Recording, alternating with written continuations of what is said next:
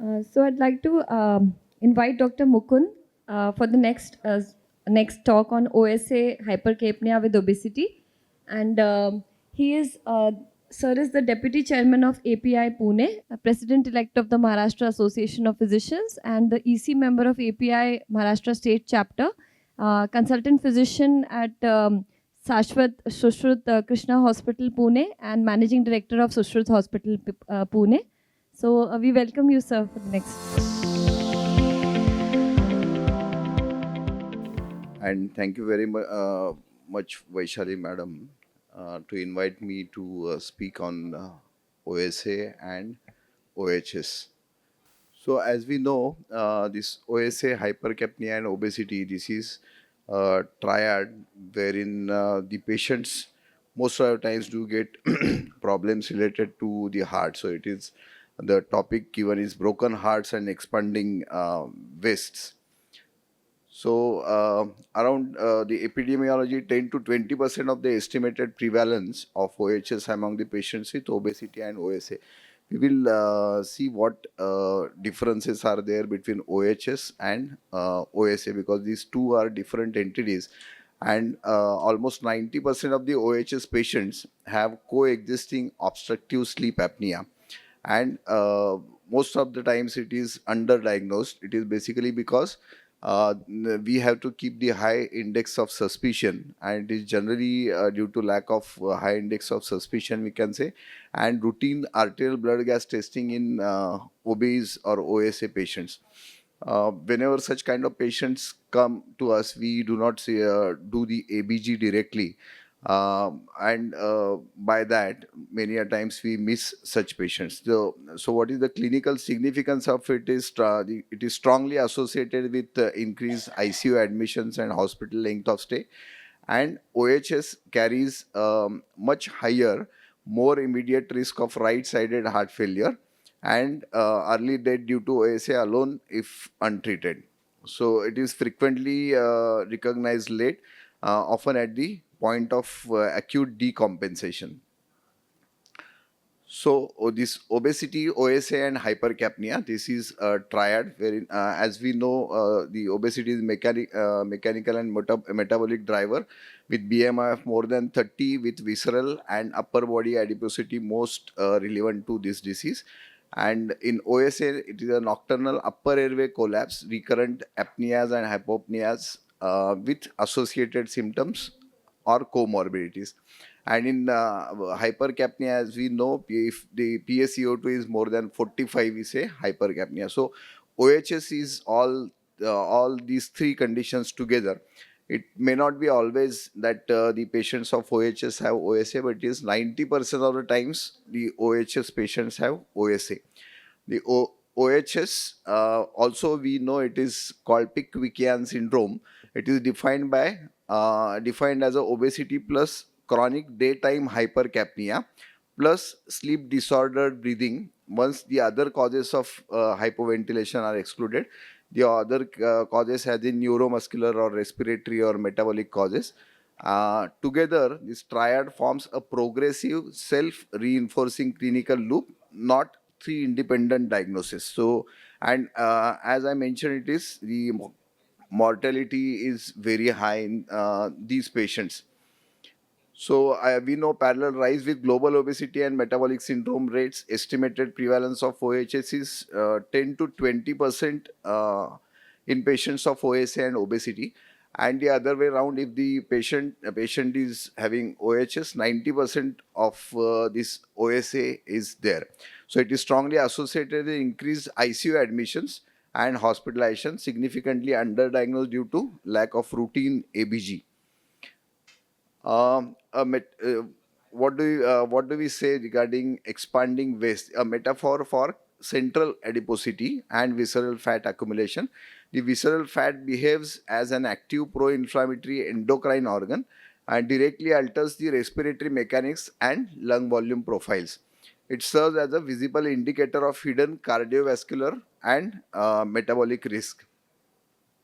This entity also is important because OSA is a part of sleep disorder breathing. It spans increased upper airway resistance, then heavy snoring, marked airflow reduction, that is hypopnea, and complete cessation of breathing, that is apnea. And it can be classified as central obstructive or mixed. Obstructive means OSA, and there may be a mixed variety also. As we know, most of the times the problem with sleep disorder breathing or OSA, the daytime symptoms like sleepiness, excessive somnolence, then depressed mood, irritability, and cognitive dysfunction. We see many patients, and they do ask, especially the relatives do ask us, why is this patient is behaving like too irritable nowadays, and there is some cognitive dysfunction in terms of confusion. So in such patients, we should always suspect, especially the patient, if the patient is obese or morbidly obese, that is more likely. And the long-term sequelae is increased automobile accidents, then hypertension, cognitive impairment, impotence, and early death. Um, we will see the treatment options wherein behavioral intervention, diet and exercise programs, medications, jaw repositioning, and CPAP. CPAP, I think, is the basic modality wherein we treat all such kind of sleep disorder breathing. The obstructive sleep apnea, it is a common serious sleep related breathing disorder. It is often under recognized in patients with obesity. It is repetitive episodes of complete or partial collapse of upper airway during sleep, either apnea or hypopnea, despite ongoing respiratory effort, resulting in oxygen desaturation and or arousal from the sleep. And why it matters is untreated OSA is linked to hypertension, cardiovascular disease, stroke, metabolic dysfunction, daytime impairment, and increased mortality. So hypertension, as we know, because we physicians do treat such kind of patients regularly, and many times we don't know why the patient's BP is not getting controlled. So we should always suspect OSA in those patients whose BP is not getting control in spite of regular medications which we are prescribing. So the mechanical effects of obesity on respiration, on the mechanical change and physiological consequence on the chest wall or abdominal fat deposition, heavy restrictive load on the entire respiratory system, reduced functional residual capacity, less caudal traction on the upper airway, reduced lung volumes, reduced expiratory reserve volume, airway closure during normal tidal breathing and especially supine. Many times, as we know, our patients do sleep supine, and in this position, the airway closure is there in case of OSA. Increased work of breathing, the higher metabolic and oxygen cost of simple, quiet breathing. The OSA mechanics, I think we may not go into the details of the mechanics, but mainly fat deposition, muscle uploading, and repetitive collapse with sleep fragmentation. There is severe disruption of sleep architecture, eliminating the REM stages of the sleep. Then understanding the hypercapnia from night to day. In cases of OSA, there may be some night hypercapnia, but in the day it is not carried in the daytime. But in case of OHS, that is obesity hypoventilation syndrome, in this particular case, definitely the hypercapnia is being carried to the daytime.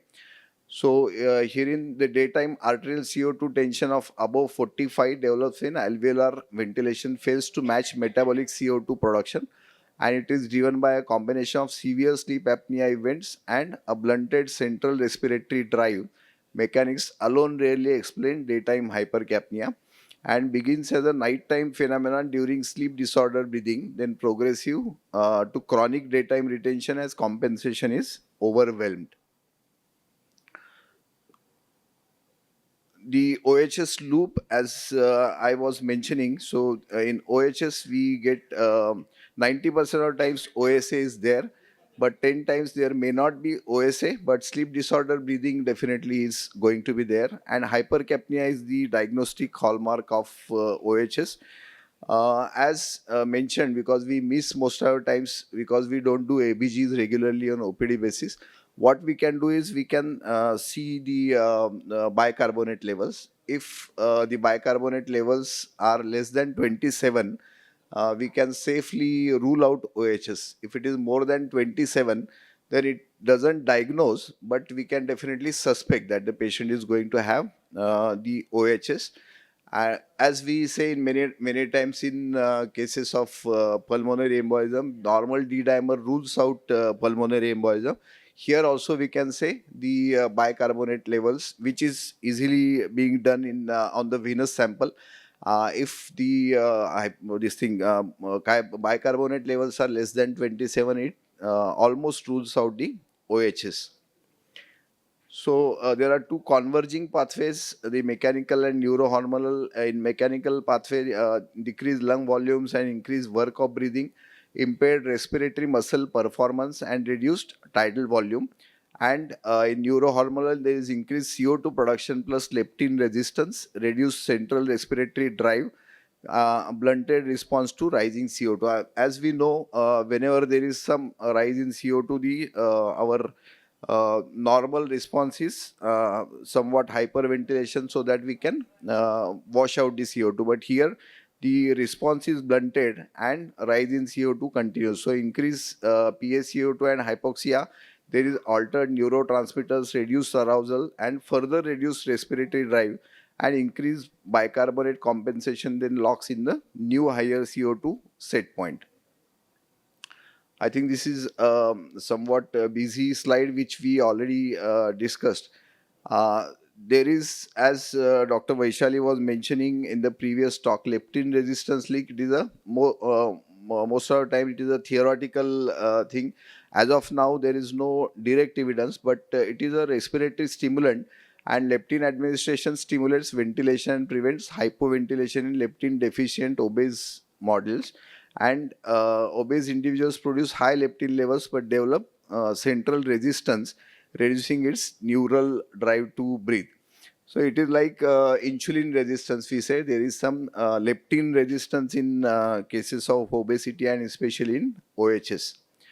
The intermittent hypoxia, it is a oxidative stress cascade, the cyclic desaturation. There is repeated drops in oxygen saturation followed by rapid reoxygenation with each obstructive event. It mimics the ischemia reperfusion injury at the cellular level with hundreds of times per night.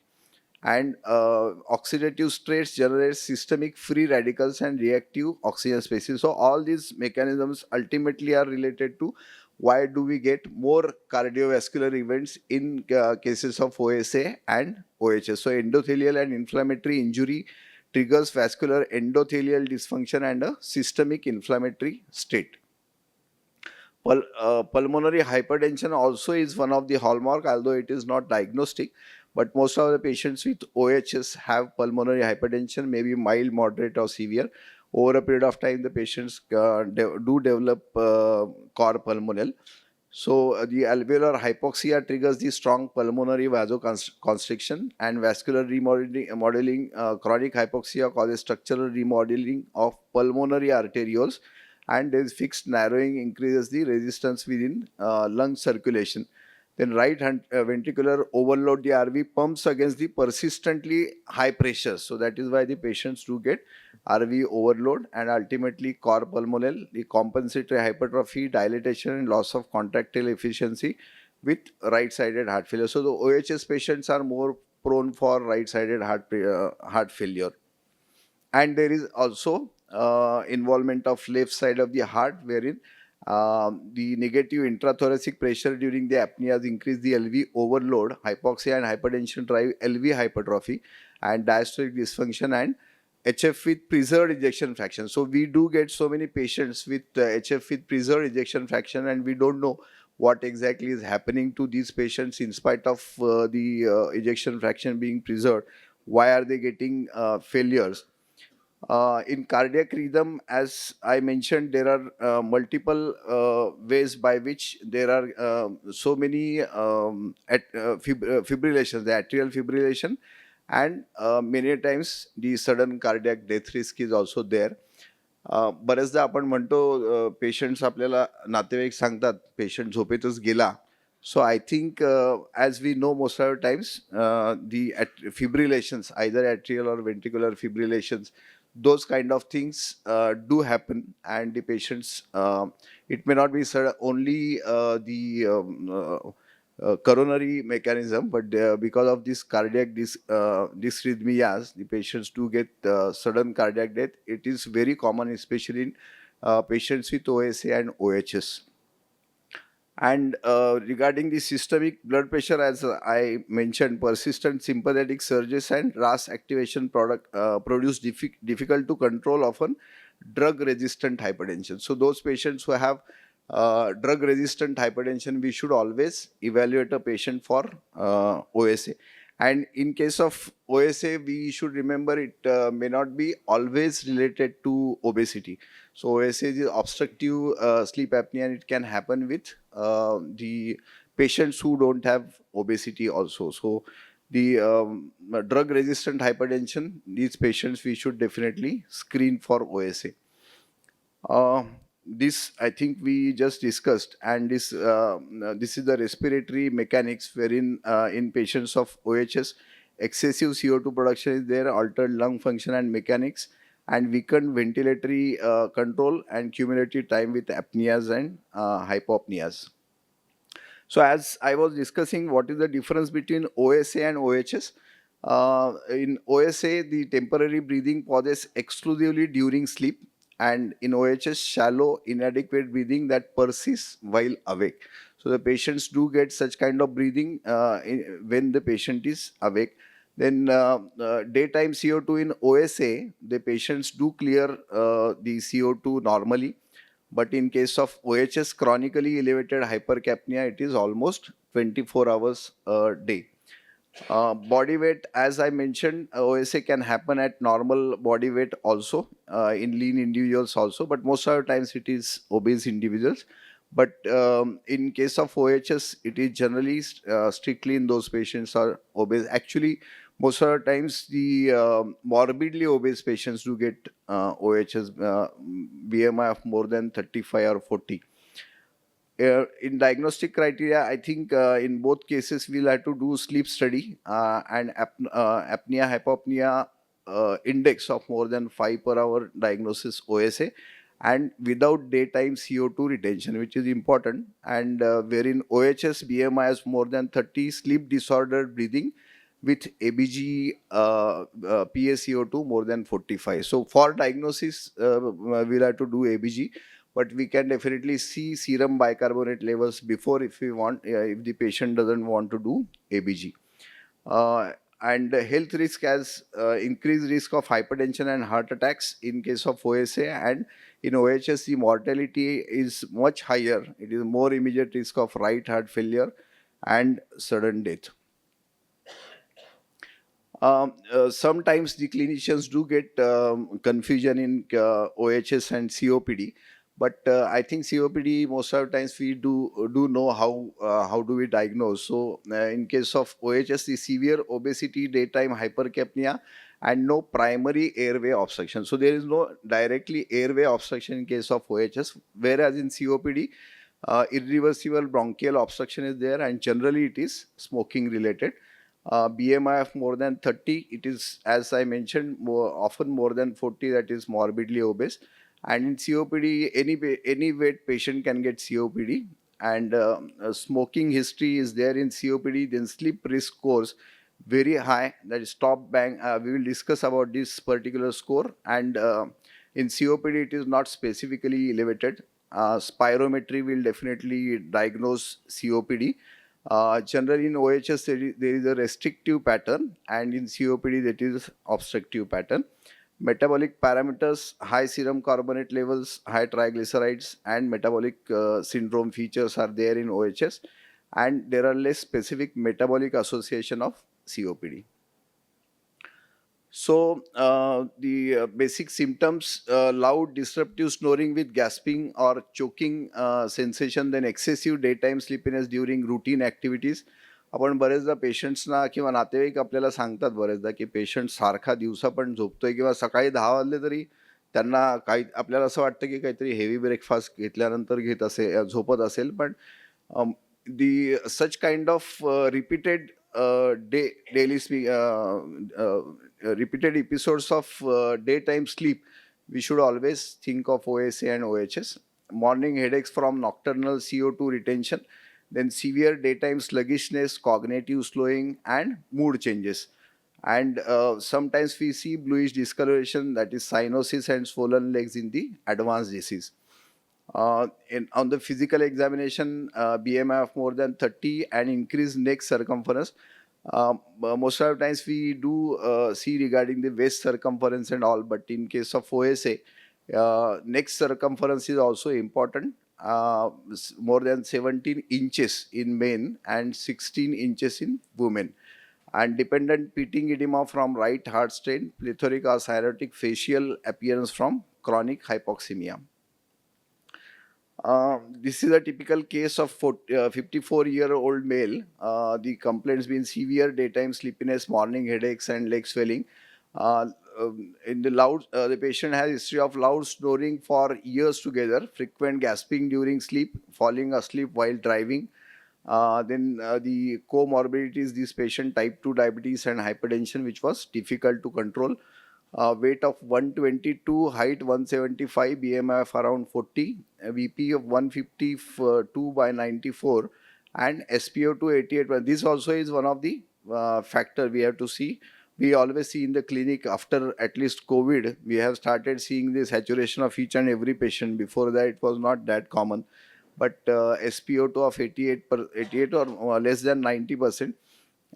Then extremities, the patient has two plus bilateral pitting edema, grade 2 bilateral pitting edema.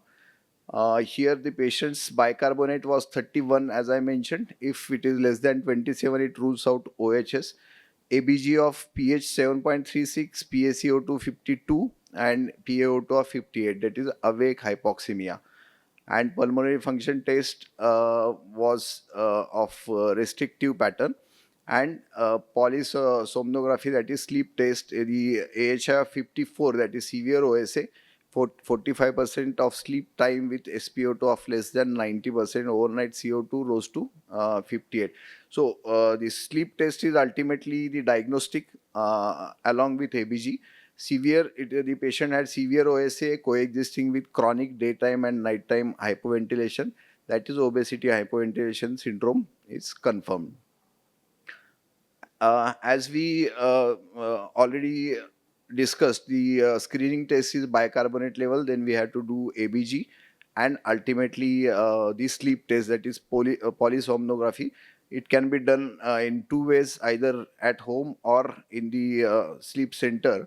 But generally, in case of OHS, it is the home sleep test is not ideal to rule out OHS. It is best suited for uncomplicated high probability OSA cases and does not detect sleep-related hypoventilation. The attended PSG remains necessary whenever OHS is suspected. This we have already discussed.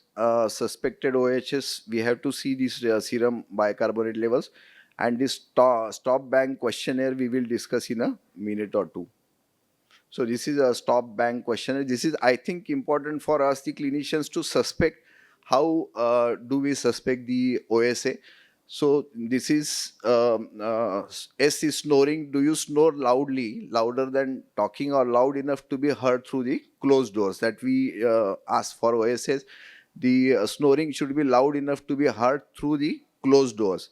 So all these 8 the things have 1 point each, and we can determine the risk of OSA depending on how much points this patient has.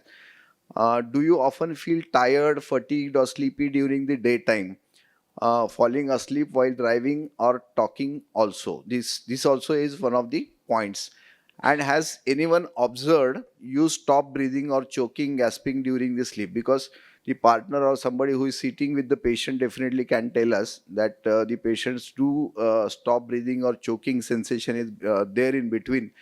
And if the patient has high blood pressure, that is one of the points. BMI of more than 30, age more than 50, there is a higher risk. Then the next size, as we mentioned, it is more than 17 or 18.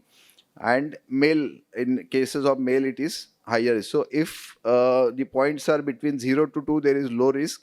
Intermediate risk is between 3 to 4, and high risk when the 5 to 8 items are there. So whenever we calculate score, if it is more than 5, then we should always tell the patients to do sleep test.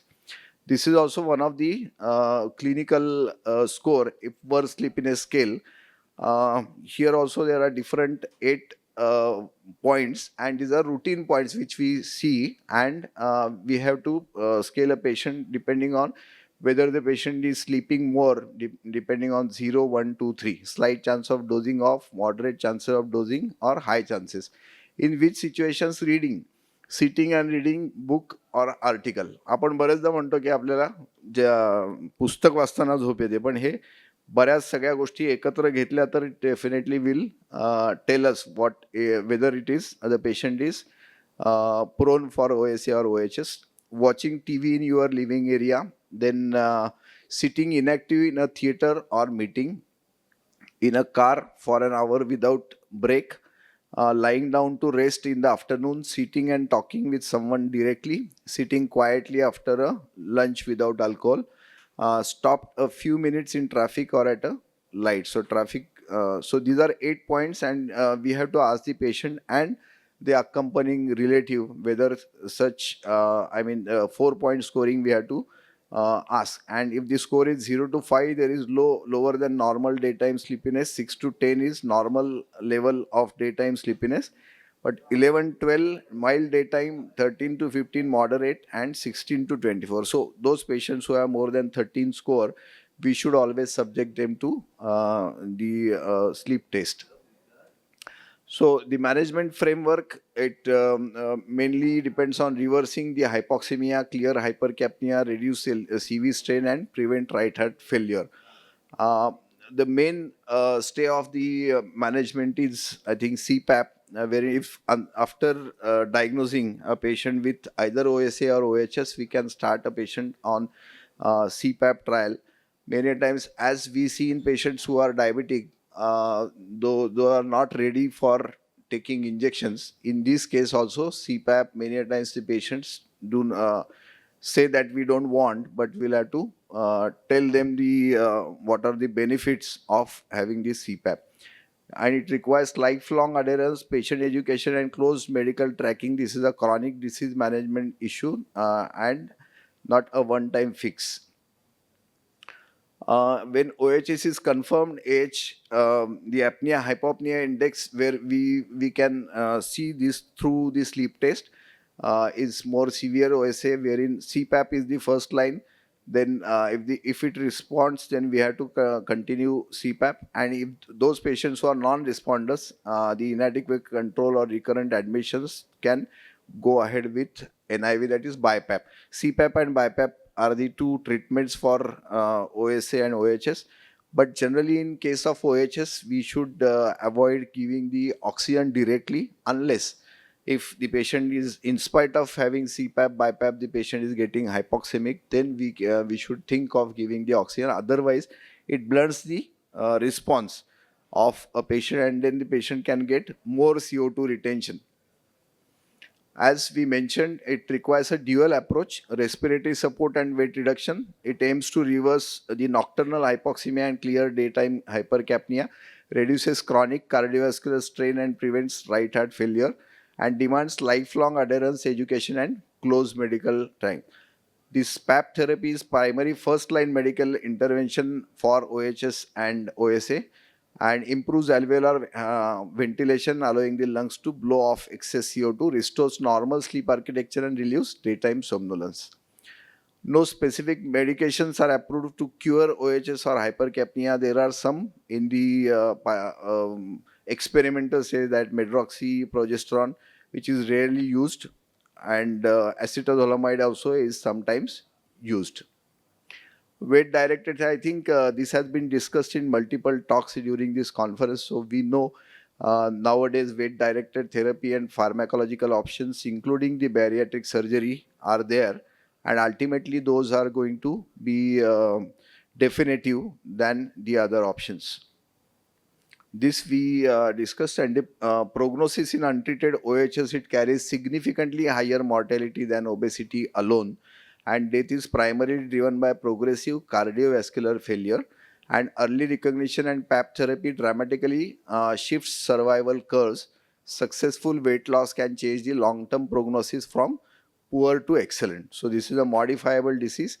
And as we mentioned, the expanding waist mechanically and hormonally drives the OSA and hypercapnia, which in turn reinforces obesity, closing a self-sustaining loop. Meaning thereby, those patients who have OSA can have more obesity. So obesity is reinforced once the patient has OSA.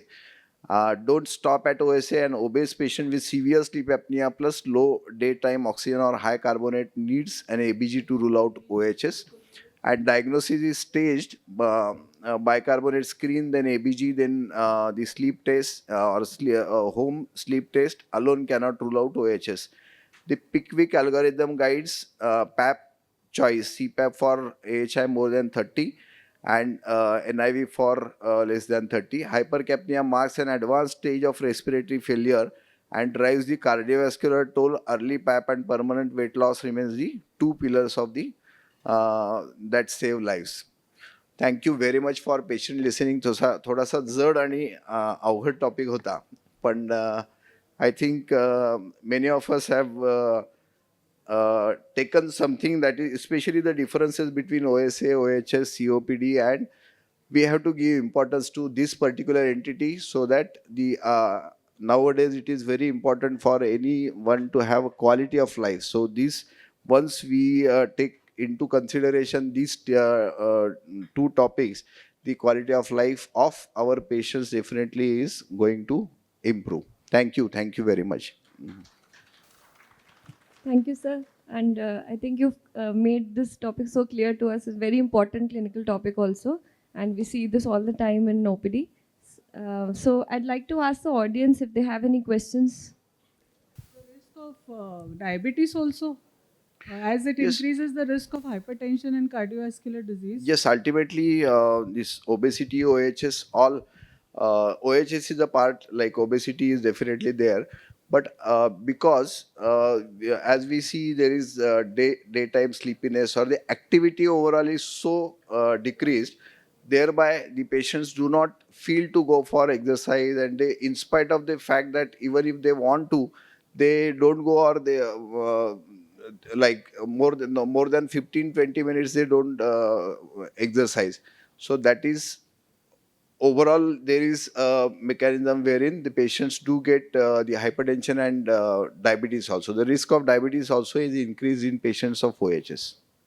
I had one more question. So you said that HSAT alone cannot rule out OHS. So like this is the home study that it's polysomnography at home only, no sir? Right. And it's overnight and it's split night you're talking about. When you're saying polysomnography has to like which Right. study? So there's in home sleep test, some parameters we can't measure, like especially the CO2 levels and the apnea, hypopnea. Like in case of polysomnography in a sleep center, there are some specialized tests which can be done, wherein in this thing at home sleep test HSAT, we don't do so much of elaborative this thing. So OSA can be diagnosed in sleep test at home, but OHS, it is always better that we do it at the center. There's some attendant to Yes. do the tests and be there on the bedside Yes. of the patient. Yes. That is required. Correct. Okay, sir. Sir, Yes. one So- question, sir. Yes, ma'am. Sir, is there any link between OSA and autonomic dysfunction? Directly, theoretically, it is not there, but definitely this. I think theoretically it is not. No specific link between the two. I will have to find out. Okay, sir. Okay, thank you.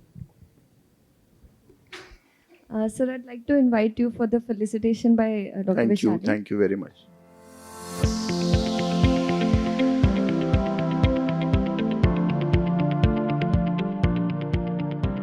Carry on with our presentation, but it's my privilege and pleasure to invite Professor Gangadhar sir, He's the past president of the National Medical Commission. It's our honor to have him here today. And I would just like to take this opportunity to request sir to guide our audience because tomorrow he has another commitment. So tomorrow we may not be able to meet him. Thank you, Vaishali. I feel privileged that I am with all of you. I could have been here yesterday and day before as well, but for the fact that I had another commitment elsewhere, and I have come here. And tomorrow, of course, there is another meeting arranged by the organizers here where I will be participating. I was quite impressed. I have been learning about this event, SYNAPSE, from my colleague Dr. Shivaram and of course Dr. Sanjay Padke, who have been talking. I have visited Pune several times, of course, not necessarily in this context, but of course I have closer ties with Pune for various reasons.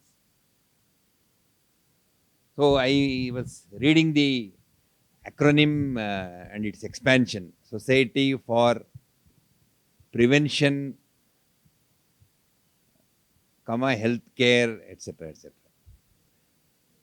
Can we look at this as Society for Promotive Healthcare? And of course, rest can continue. I wish in the country, just as much as the Fit India movement has come and a few other things the government has been talking about, promoting health, being fit is a good immunization against all the other conditions that we are talking. I just have to recount one small anecdote which tells us where we have derailed. If this event, this episode, or this anecdote dates back to almost 2.5 decades. I had been to a friend's house. His son was dropped from the bus in the school, and he came running into the house. And his mother picked him up, went in, and I heard him telling his mother that I have come first in sports. I felt very proud. So he washed, changed his uniform, came out. The father was sitting there and the coffee was served. He also came and joined, and he had, of course, brought the marks card of his class. And as soon as he came out, I congratulated him. Hey, Baba, you have come first in sports. I'm very happy. So he showed his marks card to his father. The father read out in sports, he has got 24 out of 25, and he is first in the class. So I felt very happy. I asked him, which sport do you like? He said, all. This is given for which sport? This is given for cricket. This is given for volleyball. This is given for basketball. This is given for swimming. I wonder how a person could excel in all these areas. This thing. I wondered. I asked him, how is it? You do you have a swimming pool in your school? Do you have a volleyball court? You have a hockey court? You have a football court? And there are still also some classrooms left there. I knew which school he was studying, and the school was in a very crammed area of a center of the city. So I wondered how this fellow mastered all these things. Then father promptly replied, no, there are all, on all these sports, there are some MCQs. And I made sure that all these MCQs he perfected. Are there 11 players in the cricket? And there are one wicket keeper. Then there are 3 wickets. And the length of the bat, length of the field. All these things, they're all MCQs. Their book has been published in the school. I trained him, what is the length of the swimming pool? What is the depth? So many things. So all these things, theory, he had mastered, and he was first in the class in sports. But I guess we may be laughing it off. but this is the reality. And all what we are talking has roots in that school or in such schools where there is hardly any opportunity for building the stamina which every youth ought to have. So leave that apart. I must make an appeal somewhere. This actually should turn into a movement, perhaps doctors initiated, but the public accepting. And I believe health is everyone's individual responsibility than a right. We keep seeing everywhere, health is my right, and what is 1.6% of the GDP should become 16% of the GDP. Somebody spoke in the parliament recently. Health is actually my responsibility. To be worthy citizen of this country, I also need to ensure that I am healthy and I am contributing. It is not that the society is looking after me with my illness. So many doctors have to talk about obesity, OHA, GLP-1, etc., etc. This ought not to be happening. I think we should be facilitating the society to be as healthy as possible. And they also need to, they means including us. We also need to put our efforts that all of us individually remain healthy, and not just healthy, not just free of disease, but fit beyond being merely healthy. So I thought I'll share some of my random thoughts in this meeting. I wish you all the best. I'll be here for the whole day today, and tomorrow, of course, there are some other roundtable meeting they have ensured I'll be participating. And sphere should keep moving, should snowball, and to become a national movement. I wish that would happen sometime. Good luck. Thank you, sir, for your guidance and blessings.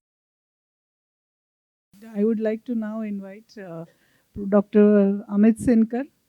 So we welcome Dr. Amit Sinkar. He's a consultant interventional and preventive cardiologist in Pune with 16 years of experience in cardiovascular medicine.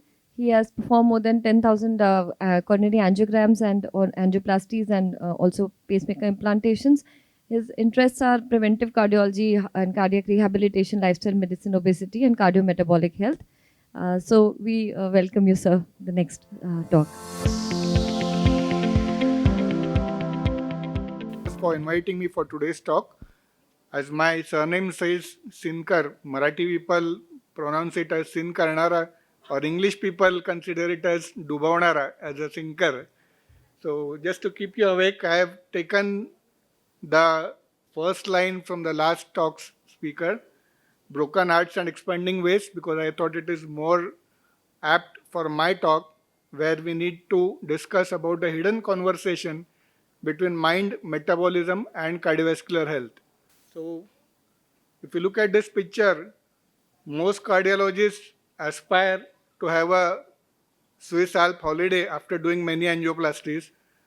But in today's symposium, the perspective is a cardiologist's journey from treating the blocked arteries to healing the invisible stress pathways. So I would stick myself to the key highlights of this symposium, that is a holistic obesity management and a practical clinical application. So let's start with a case-based approach. This is a fictitious prototypical case about a successful executive with a failing heart. And by broken hearts, I don't mean it is about broken marriages or broken affairs, but it is the other way around, how expanding waist leads to a broken heart. So this is about Mr. R, who is a 48-year-old male, a CEO of a growing company, obese with a BMI of 32, waist circumference of 108, having hypertension, poor sleep cycles, a sedentary lifestyle, and typically complaining of no time for myself. He presented with chest pain while climbing stairs. Angiography obviously suggested a 90% LAD stenosis. PCI performed very well. probably a cardiologist talk would end at this stage, saying that my job is over now, you can go home. But here's where the journey actually starts. So did we actually fix his disease or only his artery? Doing an angioplasty is just like playing a video game where we have achieved a particular level and finished the job. But that's not all. As doctors or as humans, we need to treat the person or heal the person and not just assess or treat his blockage. So this is just the iceberg of cardiovascular disease.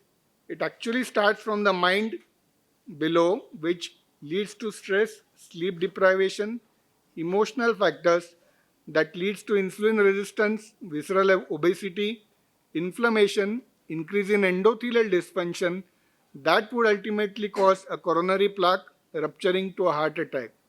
So it's a long spectrum which involves all the axis of the PNEI, that is the psychological, neurological, immunological, as well as endocrinological.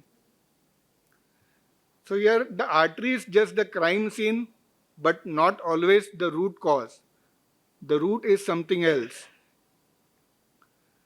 So in this particular section, I would like to highlight a couple of slides on how does the stress, heart and fat connects with each other. The stress activates the brain, leading to activation of hypothalamus, pituitary and adrenal axis, giving rise to increased cortisol and sympathetic activation. And how does it affect? It causes increase in visceral fat, increased appetite, more insulin resistance, hypertension, endothelial dysfunction, and inflammation. And why stress creates expanding waist?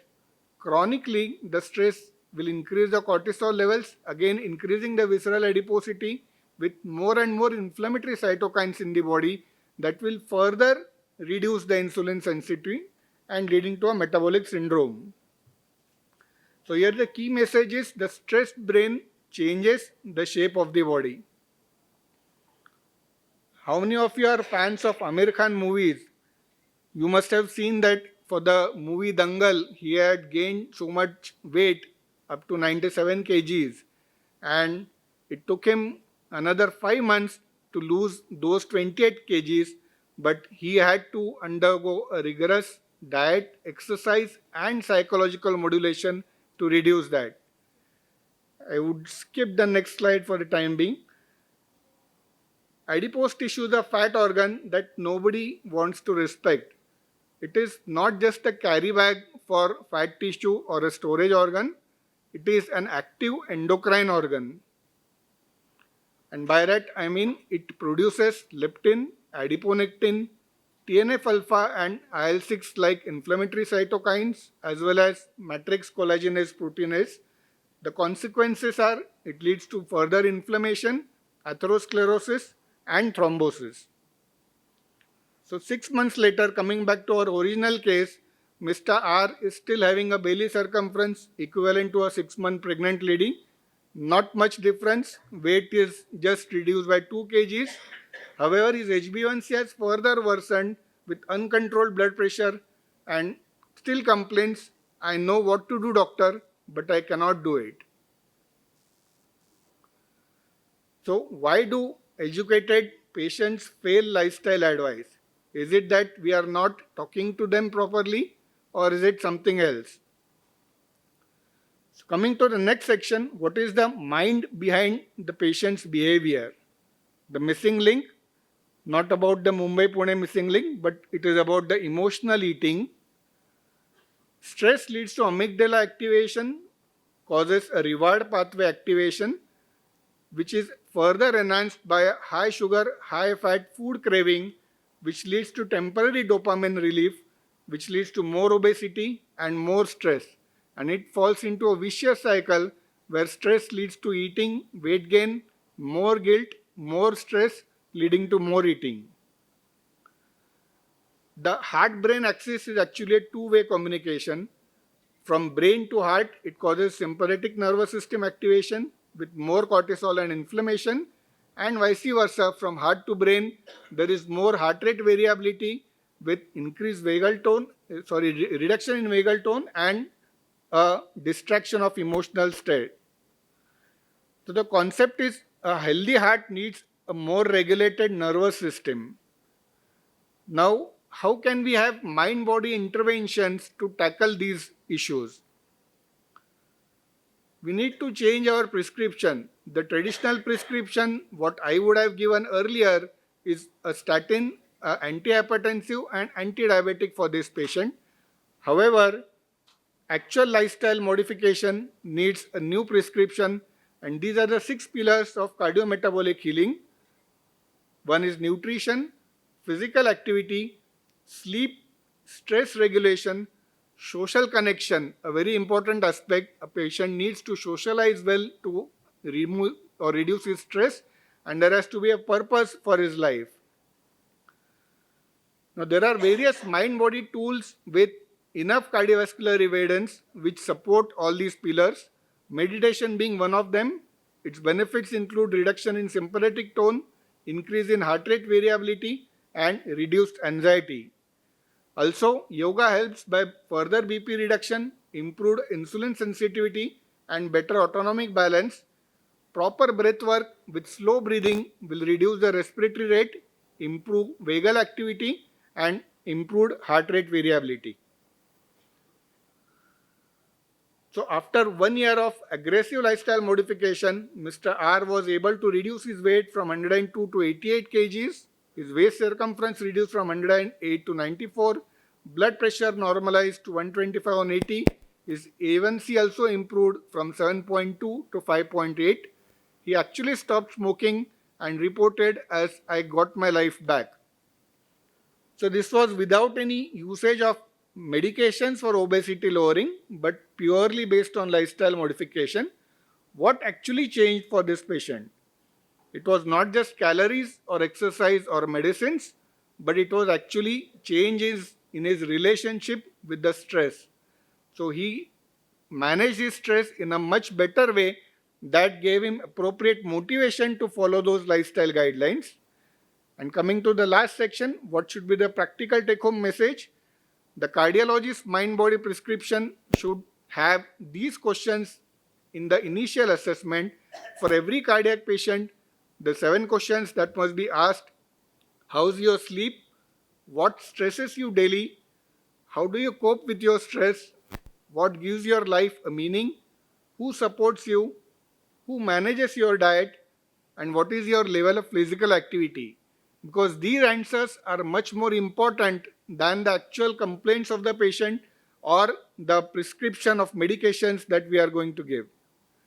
So the future of cardiology should change from an old model where it starts from heart leading to disease to treatment by a cardiologist to a new model where we work right from the mind, which will affect his nervous system and metabolism and prevent the heart complications. So the final message is, we cannot heal the heart completely by opening the arteries alone. We must also calm the mind, balance metabolism, and restore the person in toto. Thank you very much for your patient hearing. And with that, if any questions are there, I'm happy to take them. Thank you, sir, for this new perspective. And any questions from the audience, welcome. I don't know how many enlightened cardiologists like you are there, sir. I'm a psychiatrist from NIMHANS.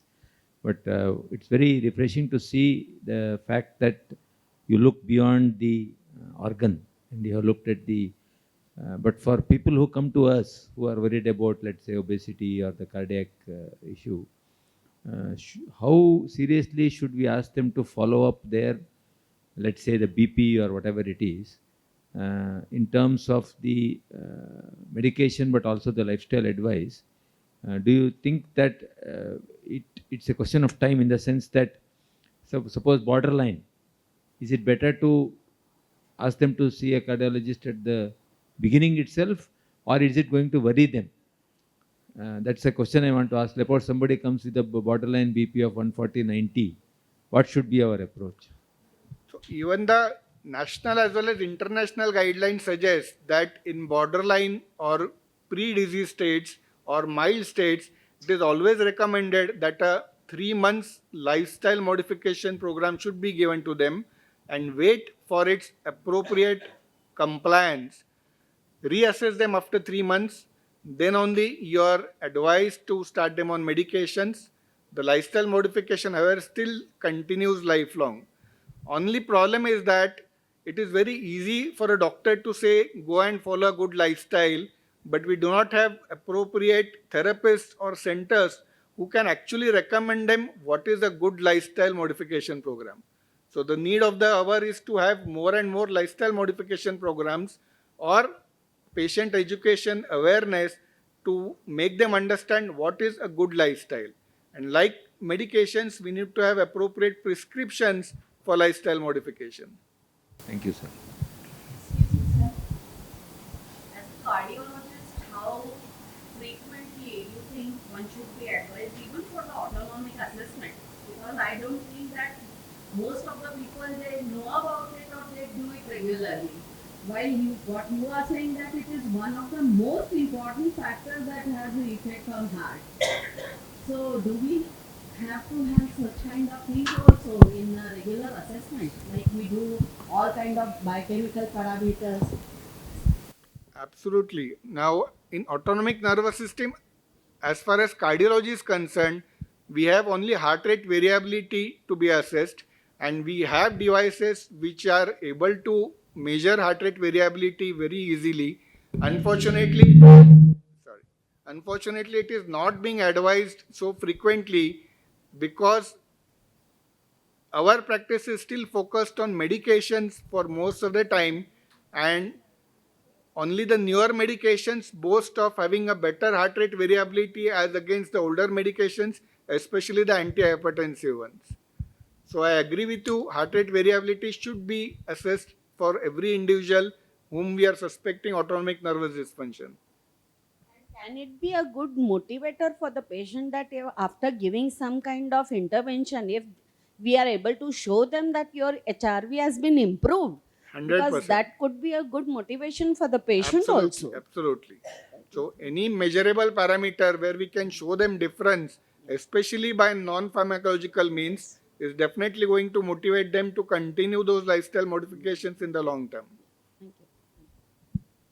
Okay. Thank you, sir. And I'd like to invite Dr. Chetan Deshmukh to felicitate Dr. Amit Sinkar.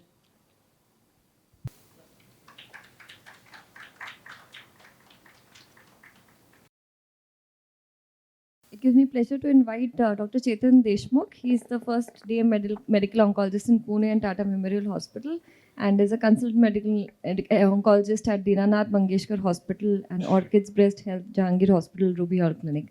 We welcome you, sir.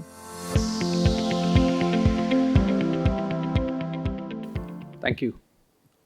Good afternoon, and I'm aware that I'm standing between you and a well-deserved lunch, so I won't waste much of your time on the preliminaries. Vaishali wanted me to speak to you about possible ailments which happen after cancer treatment. So she gave me a long list: diabetes, hypertension, obesity, and that. But I'm taking somewhat of a liberty, being the president of Sphere, that I'm going to cut it short only to post-treatment problems of obesity. So this is a real case. She was a lady who hailed from Baramati, a 47-year-old lady. No comorbidities, no family history, otherwise a fit lady who used to work a little bit in the fields. But she was a little obese. Her BMI was 31. She weighed 71 kilos at diagnosis. She presented with a left breast mass. The biopsy showed that it was an invasive carcinoma grade 3, ERPR positive, HER2 negative, and the PET scan showed that it was a localized disease, not spread anywhere else in the body.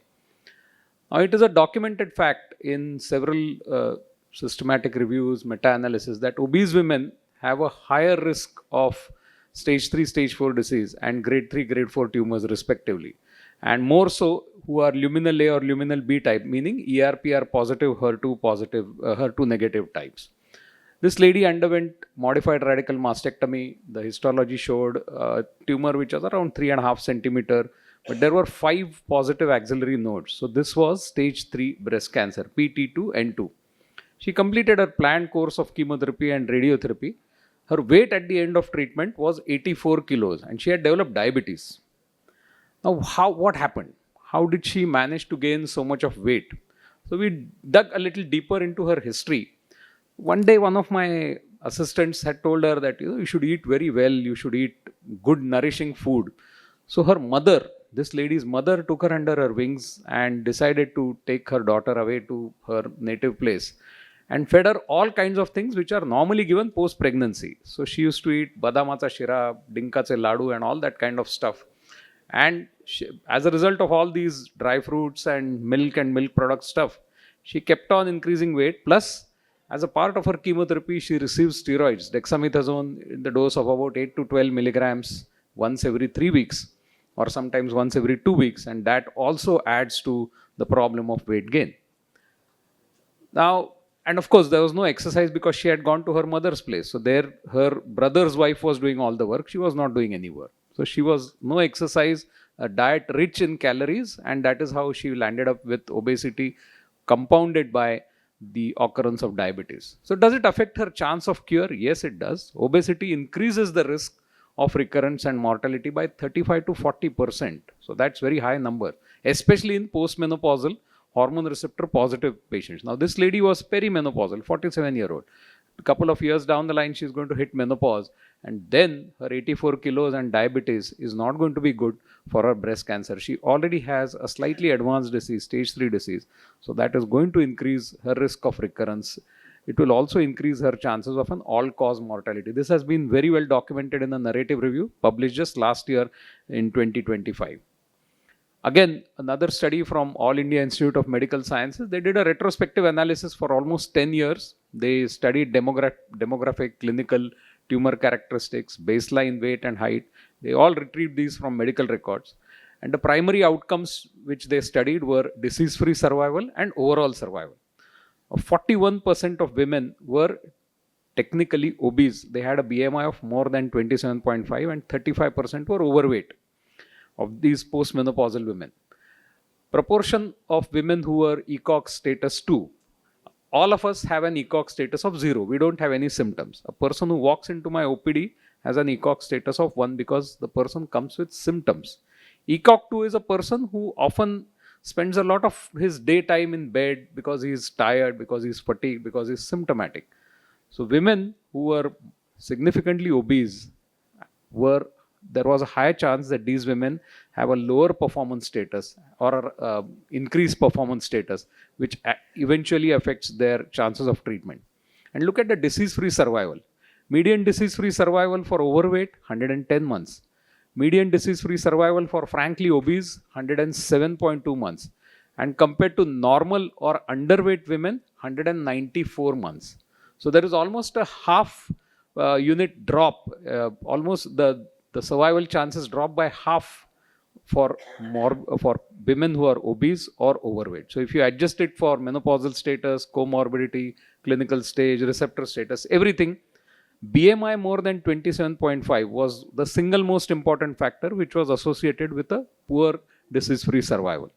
Among these, those with non-metastatic breast cancer at the time of presentation, even in those women, a BMI more than 27.5 was associated with a poorer survival, though this just crossed just was little less than the typical P level of 0.05. Now, where did we go wrong in this lady? We allowed this lady to become obese, we allowed this lady to become a diabetic. Where did we go wrong?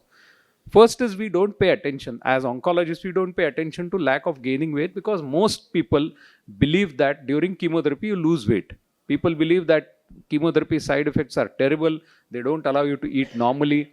Add to that the various restrictions which are available on WhatsApp University. People don't eat. People feel that they are going to lose weight. And that is how this lady ended up eating all that high calorie stuff. We don't do dietary advice or counseling. We just look at CBC, RFT, LFT, and occasional 2D echo. If it is fine, fine. Chemotherapy, any trouble in the last cycle? No, fine. Finish your next cycle of chemo, go home.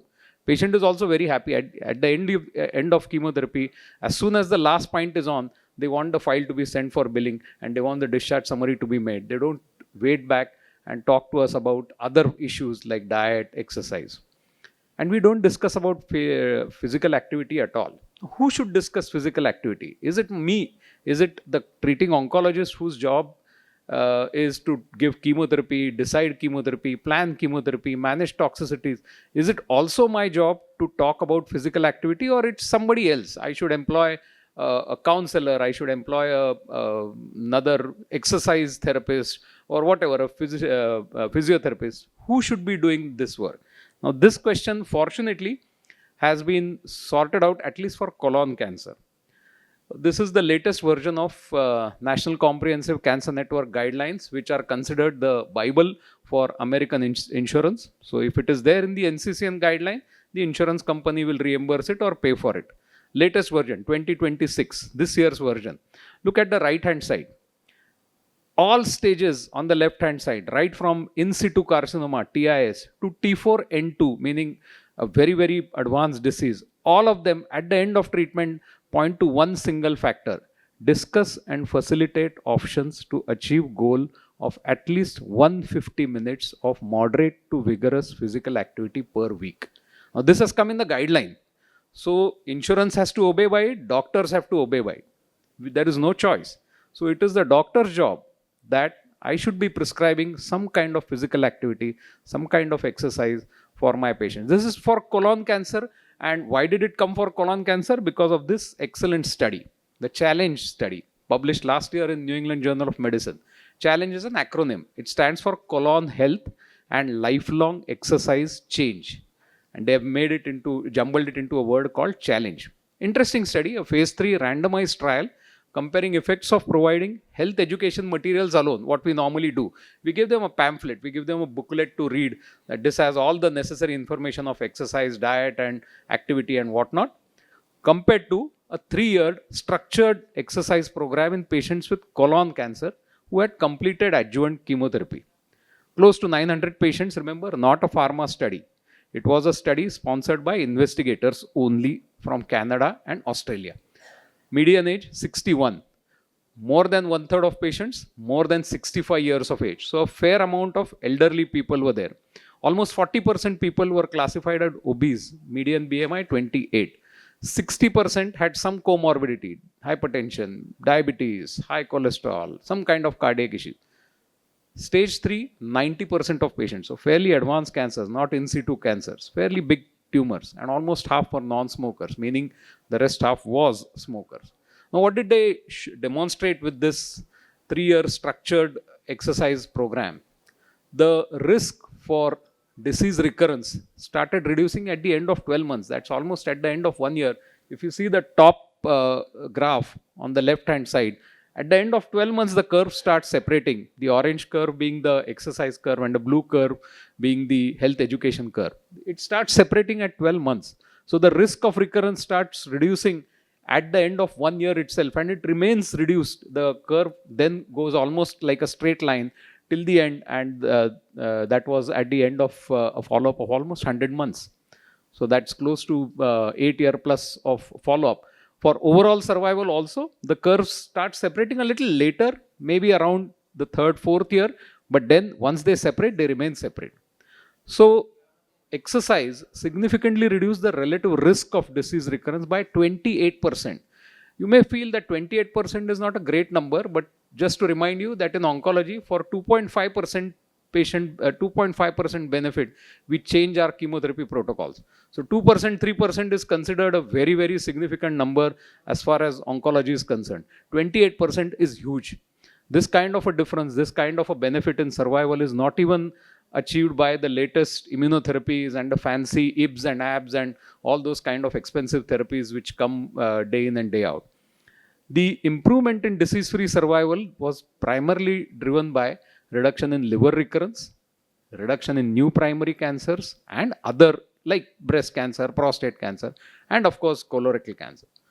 So alone exercise reduced the relative risk of death by 37%. That I think is a very, very significant number. So to summarize, after treatment care does not end at the last cycle of chemotherapy or the last dose of radiation therapy. We as oncologists have to look at patients even beyond their treatment. The weight changes have to be taken into account, and then only we can provide some timely intervention. Otherwise, these patients are going to keep on gaining weight, and then we'll, once somebody has developed diabetes and then you realize his weight has gone up, makes no sense at all.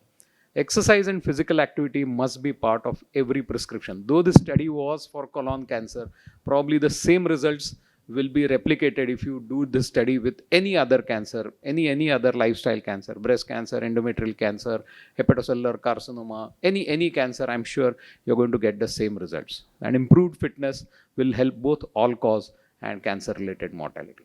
Thank you.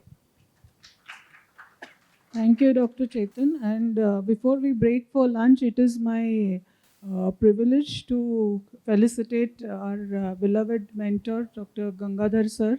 So I would request Dr. Chetan Deshmukh sir to. We just finished with Guru Purnima, but I think our Guru has been there not only all throughout our journey through the Mind Body Medicine Task Force, but he has been a guiding light for all of us, even through this whole journey of Mind Body Medicine. So please come, sir.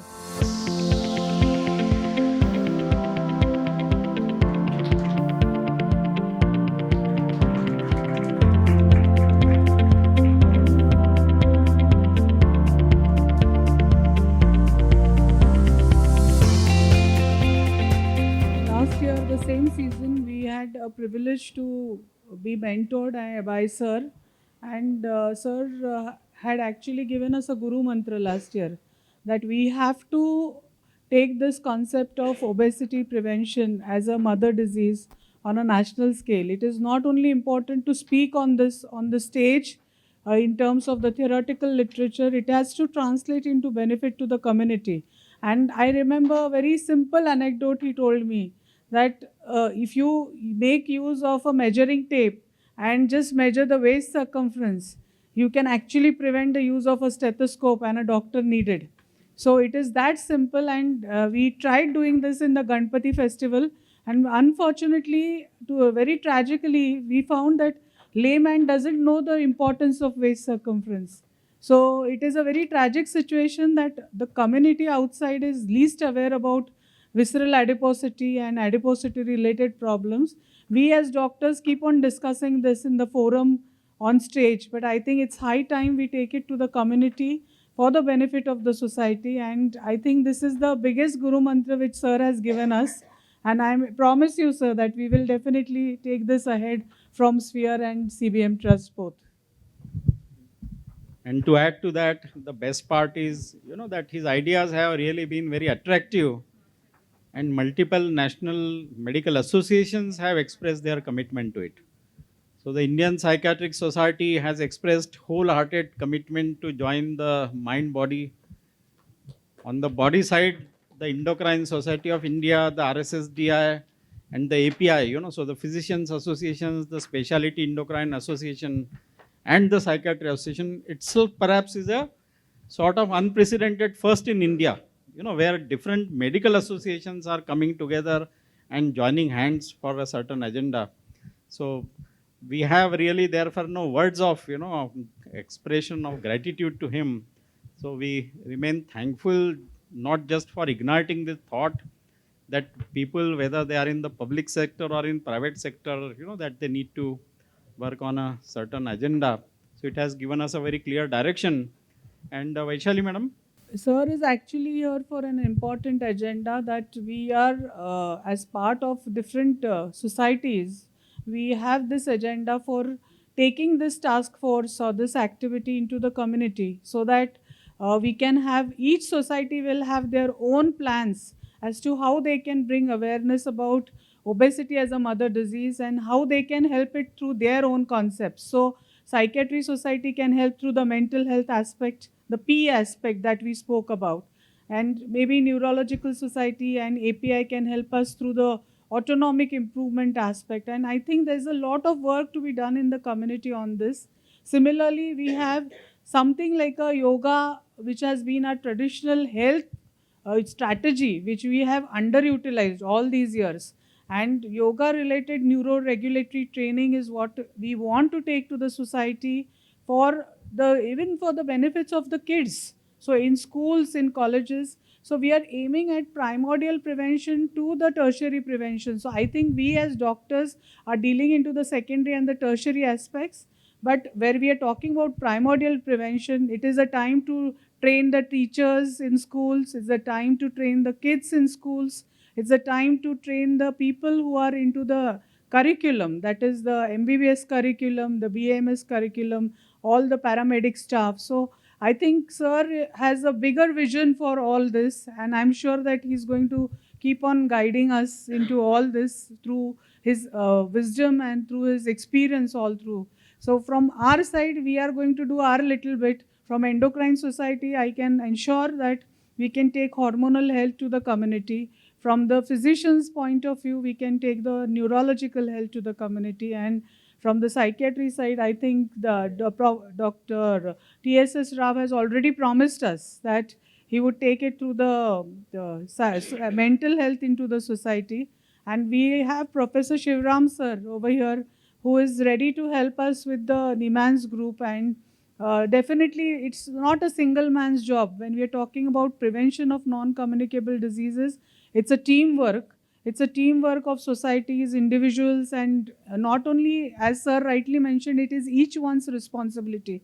It is individual responsibility of each and every person to take care of his own health, and especially the adipocyte health. And I'm so thankful to the industry. The pharmaceutical industry has always supported the cause and always been by our side for prevention and holistic care of obesity and non-communicable diseases. So thank you. So one more aspect is that tomorrow after the meeting, we will be summarizing this whole group meeting agenda, and we have the CBM Trust who has actually designed a manual of how to assess health. We know how to assess illness. We hardly know how to assess health. And CBM Trust and Phadke sir has done an excellent job of compiling this into a book so that I come to know how to assess the health of an individual, not the illness of the individual. So I know I'm trained to handle the illness of the individual, but whether I'm trained to handle the wellness, that is what the book is going to teach. So I think there is a lot more for us to learn. The ebook is going to be available on Amazon for all the doctors and paramedics to know this. But I think it will go a long way for holistic care of obesity and non-communicable diseases. Of which also he is the originator. He has been advocating now for quite some time. They try to strengthen the health, and it will be an antidote, to the disease. Not just remain focused on disease reduction, but pay equal emphasis, to health enhancement. And I am very happy, as they say, that the last man. So I was very pleased to see that the intervention cardiologist, also today spoke about health enhancement. It's really has perhaps reached the last mile. So thank you so much, sir. So we remain in gratitude. We look forward to tomorrow's meeting, and we will immediately come back, with the deliberations of the meeting, a summary to you, and everyone is invited in this party, so to speak, to help the society have a healthier life. Thank you so much. Now we move on to the second part of the day. So we have two important activities post lunch. First is one lecture, which will give us some view about obesity and psychiatry perspectives, especially in the clinical scenario. And second is some touching practical points on anthropometry and clinical evaluation of obesity patients, followed by we have understanding about mind, which will be in the form of a workshop. So the understanding of mind will be mainly in the form of the unregulated mind, and unregulated mind is what one needs to understand to regulate it. So why we need to understand the unregulated mind is because that is the major reason. We heard yesterday that brain is a big organ and it's a causative organ for obesity and all the non-communicable diseases. So we are now going to look at brain as an organ of mind also, and how mind plays a role in unregulated state and how you can regulate it. So tomorrow we will be hearing about regulation of mind through neuroregulation techniques. But now what we need to hear about is mainly in terms of the abnormal mind and affection with relation to obesity. So thank you so much, and I would like to now welcome Dr. Aarti Bahel. She is a consultant psychiatrist at Apollo BGS Hospital, Mysore since 2004, and she's done her MD Psychiatry from Manipal. She's previously worked as assistant professor in Department of Psychiatry at KMC Manipal. Papers presented in national and international conferences, authored chapters in 2 books, and special interest in mental disorders in women, OCD, and medical legal aspects of psychiatry. So, over to you, Dr. Aarti. Thank you, Vaishali, for having me here.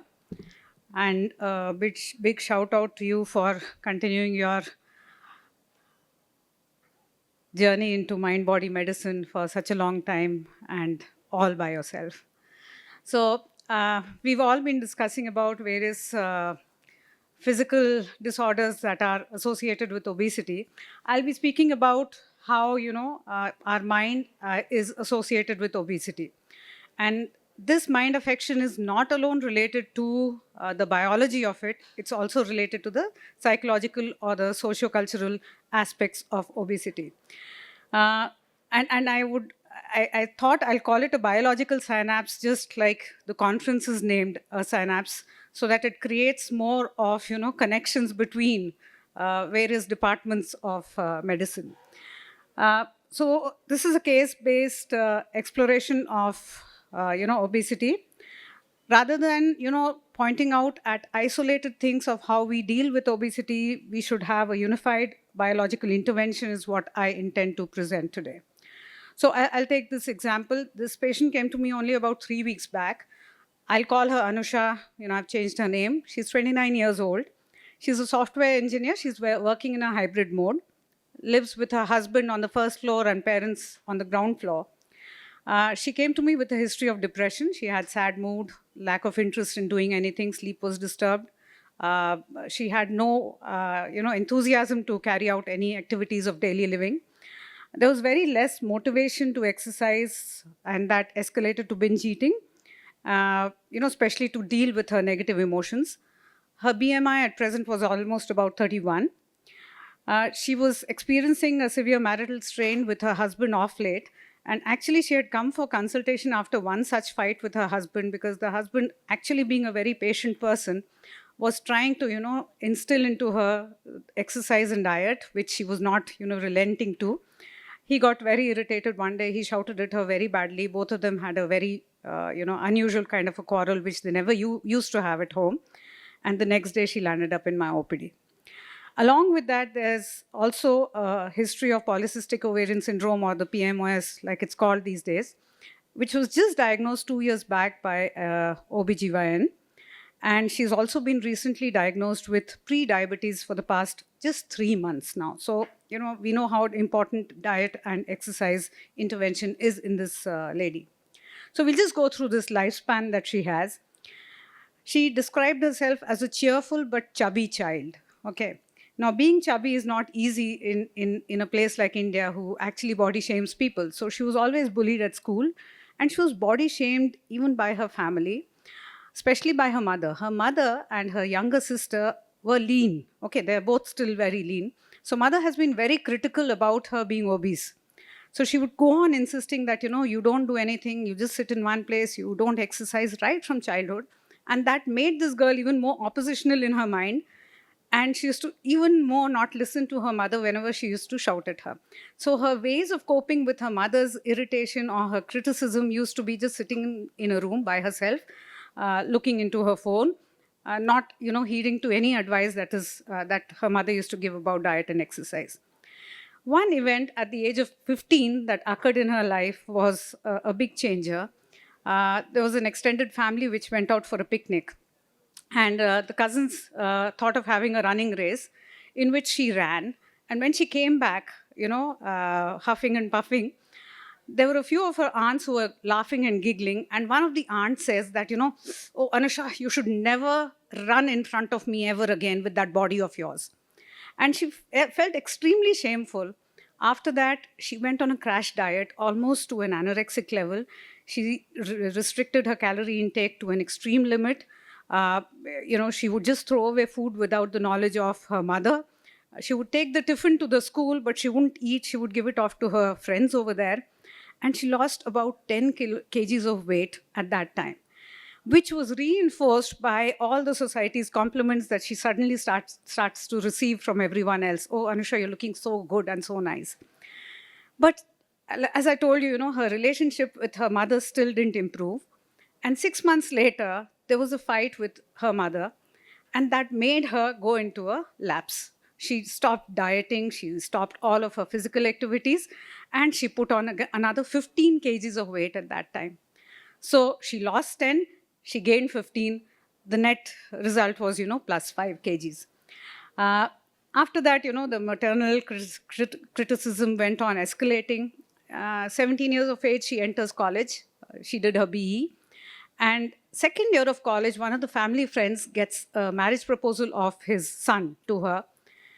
And surprisingly, she said a yes. I mean, as a doctor, I asked her, I said, you were doing your BE at that time, just in your second year. What made you say yes to the marriage? And she said, doctor, I thought it was an escape from my mother's criticism that, would keep me away from everything. And I thought of getting married, and that was an escape for me. Luckily, her husband is a very understanding kind of a person. So she completed her BE, got into a job.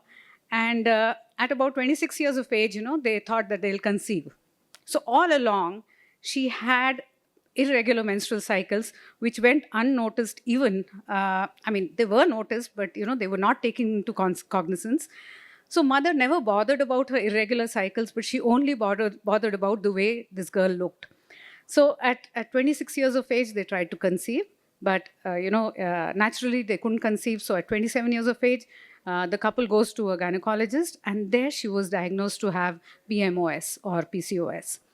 So all along, we don't know how long back actually her PMOS has started. So at about 1.5 years back, then she decides to move back to Mysore. And again, the family criticism was very, very high. 3 months back, she's diagnosed with prediabetes. 1 year back, she went into clinical depression. And that's leading on to a lot of problem in the family, even now with her husband. So we see the tip of the iceberg there. We see the lack of physical activity. We see a child who's been overeating. We see her staying indoors, and we see her being preoccupied by symptoms. What we don't see is the invisible burden that is deep down over there.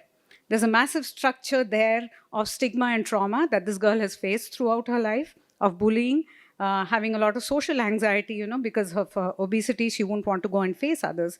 There was family criticism all along, because of which, to deal with it, to cope with it, she has this impulsive attempt to go and binge. Even now, she was telling me that almost every day she takes that combo meal of McDonald's, which has, quite a bit of calories. So she uses it as a primary stress coping mechanism. And the medical realities that have struck are now PMOS, lost life opportunities, depression, prediabetes, and a poor quality of life. So we see the behavioral dysfunction in the form of poor self-control that this child developed from a very young age, which led on to weight gain. And the weight gain has probably led on to excessive adiposity and dysbiosis, which caused a lot of neurobiological alterations, especially in the hippocampus and the prefrontal cortex, which again, led on to the neuropsychiatric dysfunctions in the form of either depression, anxiety, binge eating, because, she has less of emotional regulation. And that again, causes other further behavioral dysfunction. So it's a vicious cycle in which she's trapped. Now, binge eating, I'll just put in a word about it, saying that binge eating disorder is very, very commonly related to anxiety and depression. Along with that, things like night eating syndrome and bulimia nervosa is also very frequently associated with obesity. Binge eating disorder involves excessive food intake, loss of control. So people think that they have loss of control over eating, and they have profound, significant, distress following the binging. It occurs with, like I said, depression, anxiety, substance use, personality disorders, and even attention deficit disorders. So here we see in Anusha's case as maternal and spousal criticism, which is causing a lot of negative emotional surge in her, which is making her cope with all those negative emotions in the form of binging, which brings about transient relief to her, but weight gain and, a lot of shame involved with it again makes her go back into the cycle in which she is going on rotating. So this is a normal, fat gland, as we can call it. But the weight gain over time actually makes the fat into an endocrine organ which is pumping out a lot of pro-inflammatory cytokines like interleukin-6 and tumor necrosis factor alpha. Simultaneously, along with the gut permeability is increasing, which is leaking a lot of bacterial endotoxins into the bloodstream. And this is leading on to low-grade endotoxemia. All this goes, crosses the blood-brain barrier. It goes to the prefrontal cortex and to the hippocampus. That leads on to inflammation over there. All this inflammation, the metabolic insult that goes on, causes microglia and astrocyte dysfunction, which leads on to prefrontal cortex anomalies. There's reduction of neuroplasticity in the brain. All the psychiatric disorders then ensue along with that. Along with that, there's HPA dysregulation as well. So there's poor self-control and impulsivity that is coming out in the form of binge eating.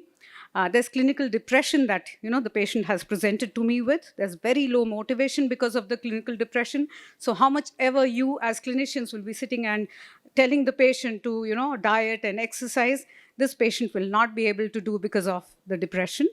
And there's the emotional dysregulation along with it. So we see Anusha as a person who's just refusing to exercise. We think it is a character flaw. It is not a character flaw. It is not her behavioral stubbornness, but it is a neurological symptom that Anusha is presenting to us with. So here we see the weight gain, which is leading on to neurobiological alterations, causing the neuropsychiatric dysfunctions, which is leading on to the behavioral dysfunction. So Anusha is trapped in the self-sustaining loop of gut dysbiosis, the neuroinflammation, which is destroying the emotional regulation and triggering binge eating, which is creating further adiposity, and the cycle just goes on. So how is obesity, causing mental illness? I talked about the biological factors. There's a lot of psychosocial factors also related to obesity, causing mental illness.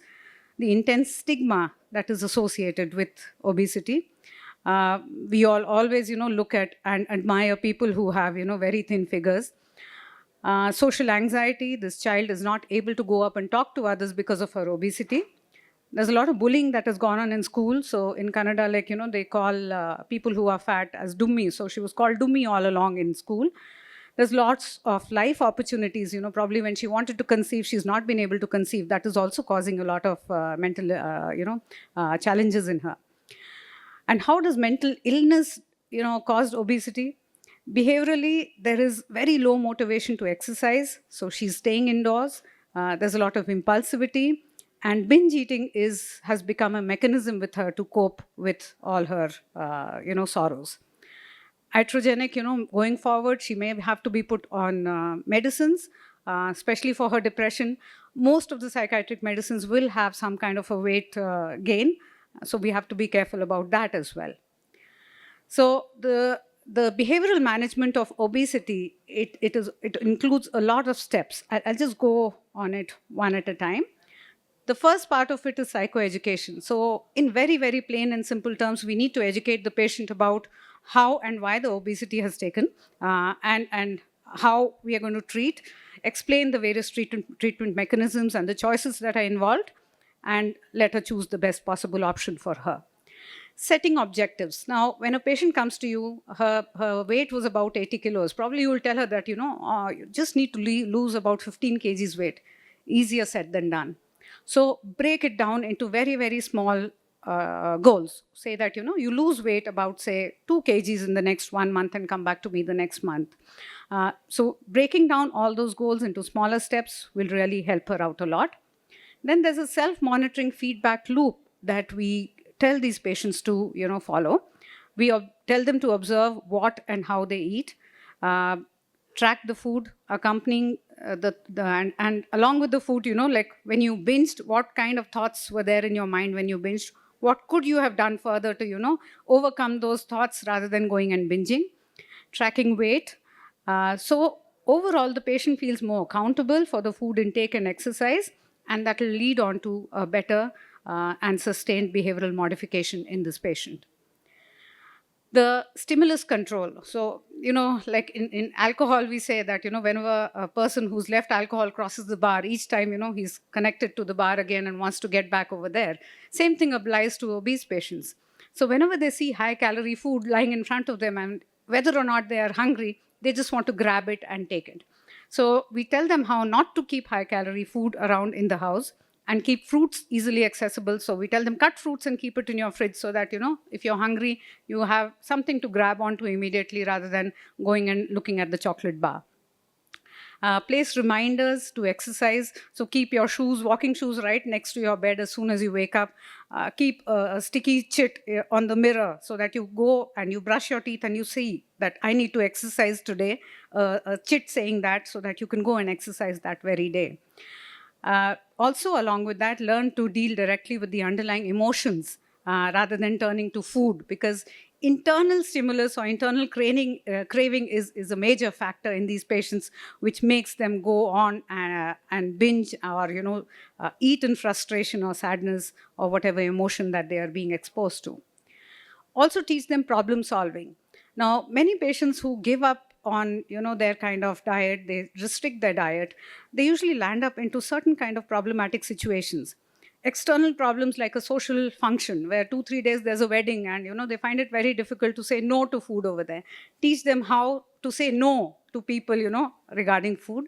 Teach them also that you have less calorigenic options available. You can probably resort to those things. So make them brainstorm and make them think about the options rather than giving them your own options, and pick and choose so that they can select the healthiest path. Also, obese patients tend to be very, very self-critical. So they keep criticizing themselves at each step. Tell them how to, strengthen their behavior with every step that they pass. Tell them to praise themselves. Tell them that, after probably 6 kgs of weight loss, go and buy a dress that you've liked. So give them a non-food reward to look up to and to seek once they've started, going on the path of weight loss. Then we do a lot of cognitive restructuring. Just to give you an example of one such thing, like they have these perfectionist standards. So they say that, I must be thin. That must itself puts on a lot of pressure on their head. So instead of that, try to change their behavior, their thought process by saying that, it would be nice if I could lose 2 kgs in the next 1 month. So rather than saying that I must be thin, because then it becomes an all or none kind of a phenomena, and they'll always feel upset because thinning down is not an immediate process, it's a long-term journey. Also teach them to differentiate between actually a biological hunger and an emotional hunger. Let them know that the emotional hunger is precipitated by a lot of negative emotions, by boredom, by low social contact, by just feeling depressed or angry or frustrated. If they think that there are these are the factors that are causing the hunger, teach them methods of how to deal with them rather than seeking food at that time.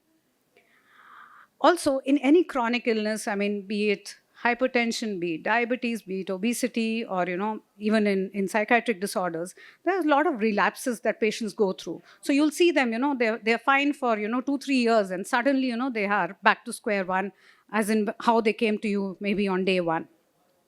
Teach them that yes, these lapses are going to take place. So, probably you'll have a wedding on which you'll go, and you'll again, land up eating a lot of food. And 2-3 days, you may think that, you've overdone it.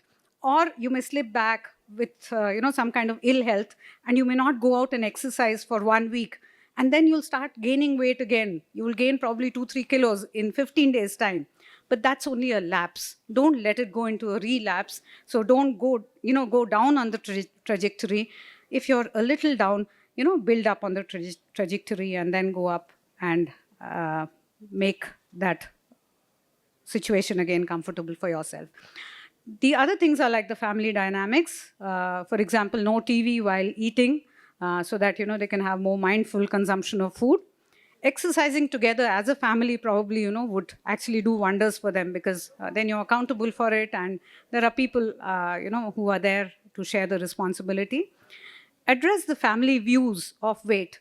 Like if probably this mother would have been educated about it when this child was very young, she wouldn't have resorted to binging as a coping mechanism.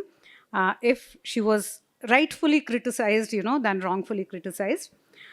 So, teaching them how to criticize in a positive manner also it's important for us to teach the family. As a clinician, what can we do? Don't do what you can do is, talk objectively about the current health status using terms like weight and BMI. Don't say things like fat or you're heavy or you're large sized and things like that. uh, Other things is, educating the clinic staff. I've seen in clinics, they'll be taking the weight at one place and they'll be shouting out the weight across for someone else to write down. It's so embarrassing for the patient. We don't realize these are very small things that, we can make a change in. So the holistic care pathway would be, medication selection in this patient for depression that I have to select, the behavioral pillars that I just spoke about, a stigma-free clinic with a clinician who's not judgmental about the person's obesity. That would bring about an optimized weight and an optimized mental health as well. Thank you. If there are any questions, please let me know. So, ma'am, when we see patients with obesity, and a lot of them, PMO is also, there's a lot of psychological issues going on that is very apparent. But to convince the patient to visit a psychologist or a psychiatrist, it becomes difficult. Is there some objective questionnaire maybe we can have? And is there something which is validated, like we can, for referral purpose, just to refer, and we can show that to the patient as to, why you warrant this referral? So we have a very, very brief, it's called PHQ, 2 and 9. Okay, so 9 has 9 questions, 2 has only 2 questions in it. 9 is the one that you can actually give it to the patient and, so that objectively the patient can actually look into it and say that, yes, he or she they have some kind of a psychiatric problem. PHQ2 has only 2 questions. One says that, do you feel that you're not so longer interested in doing things that, you were enjoying doing earlier? And the second question is, do you feel depressed, low, or hopeless? Okay. If you have a yes to it, to either of them, I think the person should be screened further.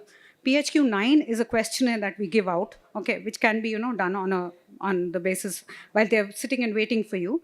Then there are other questionnaires as well, they're called MADRS and BDI and all, which we use in psychiatric research work. But I think PHQ is a very, very simple and very easily done questionnaire. And you have an objective reference to see you have a problem. I may be able to help you out in a few instances in this particular issue, but I may not be able to help you out with this, which is important for my treatment as well. So you need to go to someone. Thank you for your grateful speech, ma'am. I would like to invite Dr. Amit Natsankar, sir. Okay. Can you please come on the stage to felicitate ma'am?